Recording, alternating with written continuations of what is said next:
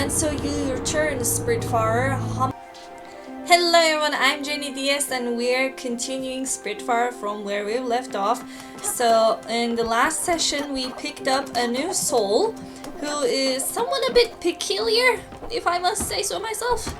Although I do not know where they exactly are just yet. We can see here we need to go to Edgeborough Lane for Buck's room. We need to go to Edgeborough Lane for Beverly as well, so that's where we're headed. And yeah, that's all. Mickey loves it. This is exactly up his alley. Don't tell him this, but he wanted to upstage Romeo. You wouldn't know him. He's this guy from the South Shore. He has expensive taste. He has this awful mansion. He would boast around the town about his house. Mickey hated him. Listen, you've been doing enough running around. We should go somewhere. Take you out and relax a bit. Let me ask Mickey and think of something. Apparently, there's this place called Grey Mist Peaks. It shouldn't be far from here. Mickey thinks you're, well, we both think you are doing a decent job. Listen, we've been asking a lot from you. Consider this our treat. A little camping trip for your efforts. Some recognition for your discretion in affairs. We've never actually been complaining, but you would do this as a gift. But we will do this as a gift for you. Let's take a look at some rocks and trees and shit. This is perfect! I couldn't have even hoped for such a lavish salon. Can't wait to rest my feet on the sofa. Hey Peanut, want me to fix you a drink? Yeah, come on, you know you want one. With just a dash of vodka. A Virgin Caesar then? Caesar? Really? Nothing? Bah, okay, suit yourself. Now, if you don't mind, I'm going to pour myself a little pick-me-up, alright? Catch my drift? Right, wrong audience. Ciao, ciao! Oh no, still no. I've been a bit out of sorts lately. I've been having this vivid dream. I'm back home. I'm 5 years old. Mamma Mia is making me my favorite meal. Then I wake up. I can still taste the beef fond. I can't wait to go back to sleep. Let's take another nap. The purchases, now time to talk to people.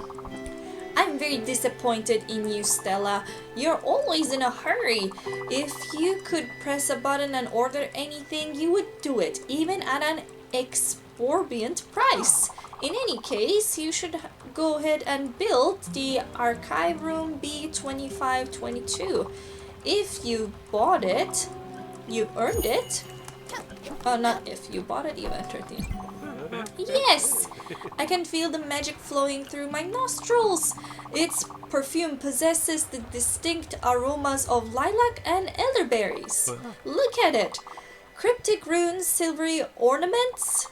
Without the shadow of a doubt, the scroll is written in the ancient language of Nagaudan. Make a knowledge roll. 18. Fantastic! Your success indicates you can read Old Nagaudian proficiently. Commander, let yourself be guided by its enchanted instructions. Once the house is built, I can finally read the rest of this scenario. Once the layer is erected, I will rest at last. And I will have the power to pierce through the eternal veil and communicate with the elemental powers. My humble fate lies in your hands, Commander. Great news, Stella. I have just received a fantastic design for a fireplace. Cold? Oh, silly you. It's not for heating up the gallery. No, the hearth has been since time immemorial a central piece of any household. It assembles the tribe, represents unity, warmth, and light against the harsh nature. A symbol so fundamental that it is presented in almost all cultures. This piece is a reinterpretation of the concept, a comment, if you wish, on the collective. I'm sure you will understand very clearly once it's built. This looks great. This reminds me a bit of my late husband David's classroom. Obviously, you've never met him, but you knew he was a high school teacher. You already knew that. The room, it's just very similar. You should go inside and take a peek. Maybe see if the projector still works.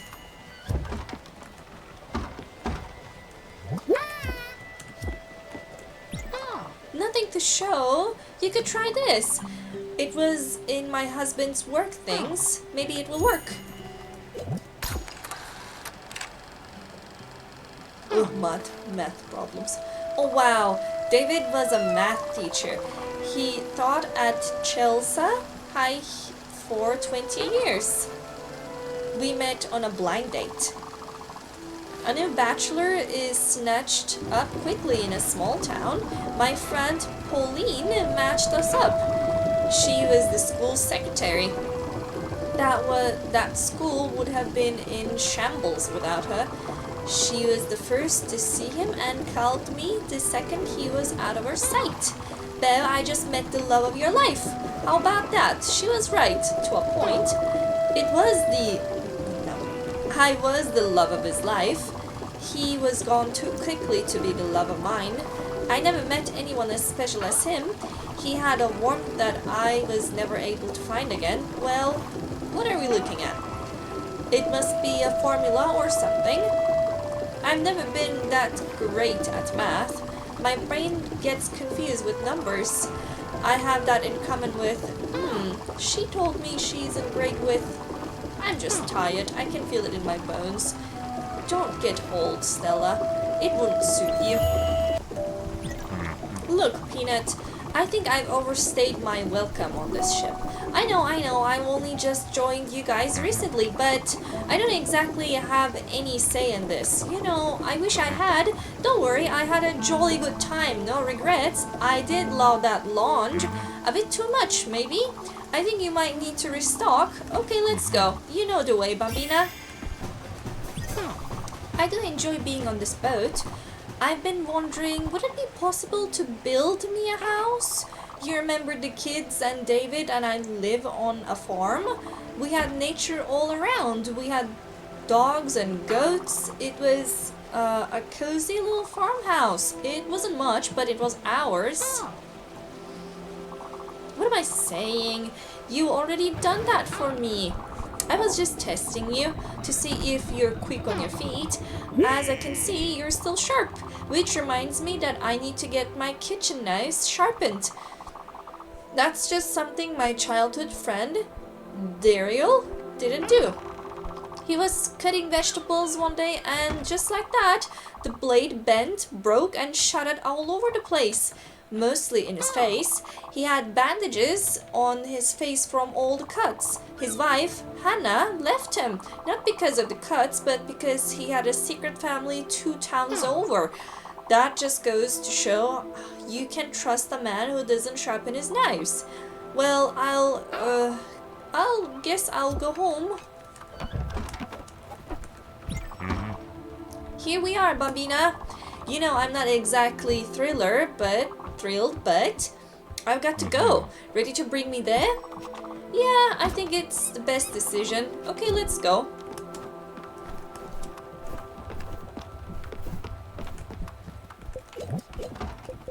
Aha. Aha.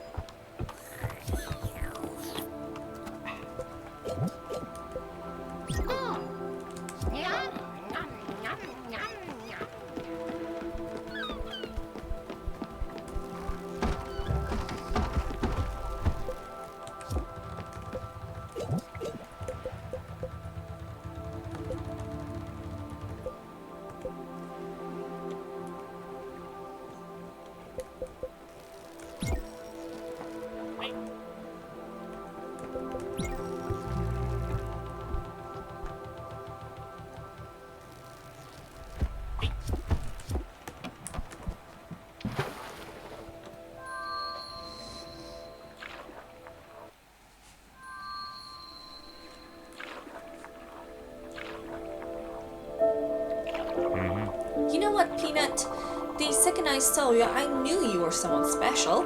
Someone who, no matter what happened, would always be there and do the right thing. I could see that in people, see the cracks in them. It's easy, light shines through.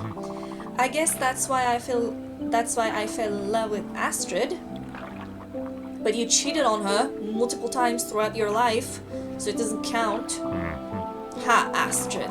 She was the toughest nut you could imagine. But she had such an intense light inside, shining through, warmth and fire too. Her laugh made mountains tremble. And everyone was happy when she was around. I was happy. I've always spent so much time making sure other people were having fun, making jokes and being the funny guy. But they only came for her, really. Her majestic, raw, radiant soul. And so you're now jealous? But you, Bambina, you got that look in your eyes. That soft killer vibe. I saw so much of me in you. Your bravery, your sense of humor, your gusto. I know it's hard doing what you do. Accompanying people towards their end makes more than guts to do something like that. It takes a soul of steel. But hey, good news. You got it. You got it, Bambina. Even if you doubt, even if you don't have faith in yourself, I have so much faith in you. So much faith in your strength. I believe in you, Peanut. Now and forever. And hey, if you need anything, I won't be far. I'll be right there, standing right beside you. I'll always be there. Always. You know. I don't know about promises given by a cheating guy, honestly.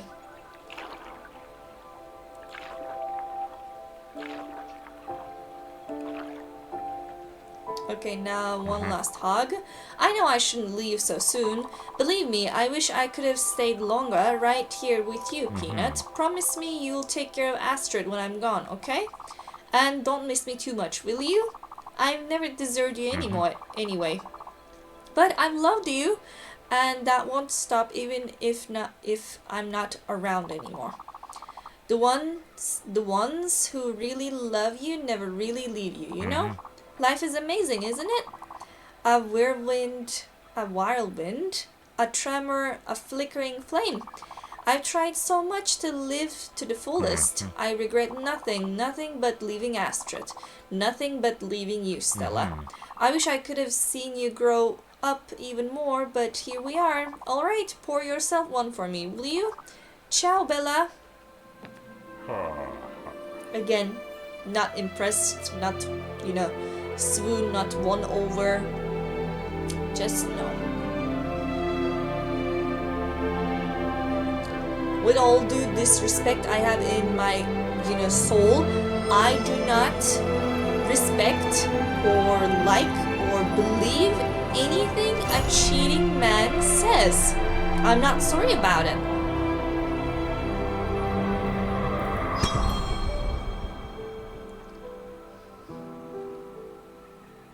I mean, personally, again, I don't find it that hard to break up. Just break up in your relationship and then go sleep with whoever you want, whenever you want, wherever you want. It does not make any sense. And this goes regardless of gender. What I'm saying, when someone is cheating on you and doing this for a long time and doing it very comfortably, it means that they don't really love you enough. They love the comfort you bring to their lives. That's what they're after. They just love the everyday life to it. The domestic feeling, the coming home, maybe the warm meal or a warm hug they get when they get home. But cheating is an above level. They don't want to get rid of that comfort. Yet they don't have the willpower to be able to control themselves. If you have a problem with your partner, just communicate it through with your partner. Don't go cheating around. It does not make any sense at all. And yeah, here we're seeing ourselves in the below picture. We were moving out or moving somewhere. Now we're seeing someone's in their deathbed and we're over them listening.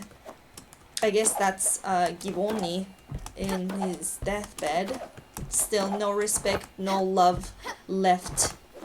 You know, no love from me to him.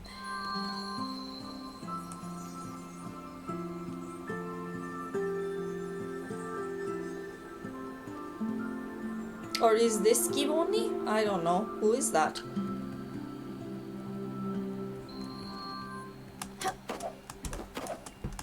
And, you know, kinda, hopefully, Givoni was not one of our ex-lovers.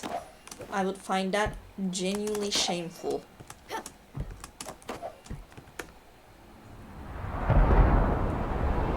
The owl again. Owl. And so you return, Spiritfarer, humbled by your confusion, your disarray, your fear. Time and again you call me by my name. Whisper echoes of my essence to those too afraid to hear it. As you stand before me, hesitation floods your heart. You seek to tame, but you only serve. And now you truly see me. See what I inflict upon those you love. All these paths you've crossed, these souls you've embraced, their lives intertwined with yours. Their forces act upon your memory. You've opened your heart to the suffering of others, and in return their spark warms your heart and shapes your fate. Every spirit a reminder. Every spirit a goodbye. What do they teach you? Their struggles, their drama, their memories, your memories? Are they saying their farewells, or are you saying yours? But you are not yet ready, Stella, and these souls still need you. Carry on your tasks, Spiritfarers. So soon your time will come, and we will meet again for the last time. So somewhere in the near future, when we, you know, bring people to the Evador, this owl will be back and they will be collecting us this time, which means that we will soon die. Like, we are not that long-lived. This is quite the vessel. At this point, it's essentially a sailing village. A real community. Do you remember Dana, the flower girl with beautiful long red hair? You know, Dana, she went to the desert with some friends. They all followed this man with a long robe and silky hair around. They all called him Jimmy Jim, which always sounded odd to me. Was Jimmy a diminutive of James? Was Jim his last name? It just didn't really roll off your tongue. You would think a cult leader would be better at coming up with names. Dana kept telling me they were looking for some kind of new water, that the water in cities was too tainted, full of city sweat and bad omens, that they needed to find a better, cleaner source of water in the desert. She kept wanting me to come with them, telling me this new water would heal everything, that their new community would be beautiful, everyone in harmony with each other and with nature. Well, it didn't take long for everyone to be dehydrated. The well they dug lasted a few weeks and everyone started fighting over the water. I guess I'm just saying that I know you're busy, you've got things to tend to, people to see, places to be. I don't want to be a bother, but I'll just have to be. I've been thinking about a way to repay you for all that running around. I think I've got a pretty good idea, but I need your help for the final touch. I was talking to one of the people on this boat. I'm so bad with names. Well, new names. I can't seem to remember your passengers. It must be all the comings and goings. Well, they were saying sometimes the boat goes through a swarm of fireflies. Their bellies are something filled with fireglow seeds. Well, look at that. You've already got some fireglow. No need for all that trouble then. Some beautiful, perfectly spicy fireglow. Oh, what the heck?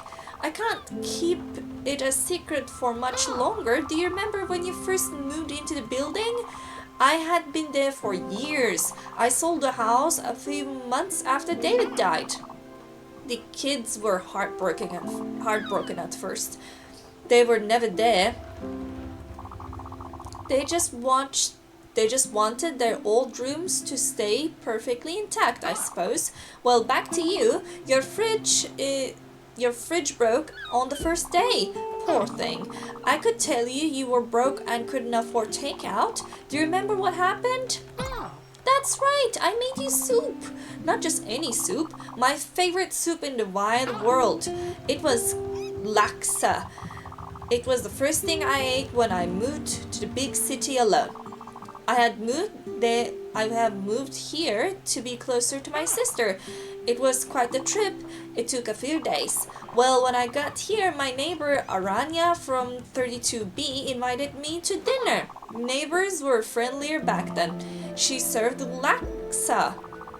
I had never tried it before, but I instantly fell in love. For years straight, I must have invited myself to dinner at least once a week. Hopefully I didn't overstay my welcome. Her family was so nice. In any case, spicy food became my ultimate friendship test. If you can stomach it, then you can stomach me. And you passed with flying colors. I couldn't help you with the fridge, but I could keep you fed. My gift to you is Aranya's family recipe. I can't create it alone. Well, that's not true. I just believe in that my age I've done enough cooking for a lifetime. It's time for someone else to take the reins. If you cook a laksa, maybe we can share it. You just have to put fire glow and that delicious powder of grain. Sorry about that. Must have slipped my mind. You'll have to figure it out, I suppose. If I had a laksa in front of me, I would remember. Wouldn't that be lovely? I don't know how I feel. Should I be sad? Should I be happy? Angry? I can feel his absence, but at the same time, it's as if something had been fulfilled, completed. You know what I mean, Munchkin? Am I a bad person? Is it okay for someone to feel liberated under such circumstances? I'm sorry, Stella. I don't want to sound ungrateful. I'm still a bit shaken, but not lost. At least you're here with me. That's the most important. My heart is stronger because you're in it. Oh, Stella, I have received the most amazing submission. This is a design for a clock, one of the strongest symbols of humanity's dedication to rising above its lovely station. For the measuring of time beats the path to its accounting, which in turns allows for long-term planning. When the first humans started this colossal and seemingly pointless task of measuring time, they extracted themselves from the instant. They stopped surviving as animals. Instead, they started surviving as a species. Humanity was born when the apes decided that they would play timekeepers. Oh, sorry, I was lost in my thoughts. Anyway, I am quite excited by this new design and entrusting it in you. You got all the spices right. It smells amazing. Alright, let me give it a try. My stomach is basically a hot pepper at this point. I can handle it.